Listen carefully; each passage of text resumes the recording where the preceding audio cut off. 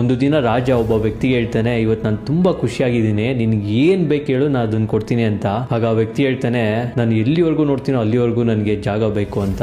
ರಾಜ ಒಪ್ಕೊಂತಾನೆ, ಸರಿ ಆಯ್ತು, ಸೂರ್ಯ ಹುಟ್ಟಿದಾಗಿಂದ ಸೂರ್ಯ ಮುಳುಗೋವರೆಗೂ ನೀನ್ ಎಷ್ಟು ದೂರ ಓಡಕ್ಕಾಗುತ್ತೋ ಅಷ್ಟು ದೂರ ಹೋಗು, ಕೊನೆಗೆ ನೀವು ಅಲ್ಲಿ ಬಾವುಟ ಹಾಕಿ ತಿರ್ಗಾ ವಾಪಸ್ಸು ಸೂರ್ಯ ಮುಳುಗೋಕ್ಕಿಂತ ಮುಂಚೆ ನೀನ್ ಎಲ್ಲೂ ಶುರು ಮಾಡಿದ್ಯೋ ಆ ಜಾಗ ಬಂದು ತಲುಪಬೇಕು ಅಂತ ರಾಜ ಹೇಳ್ತಾನೆ.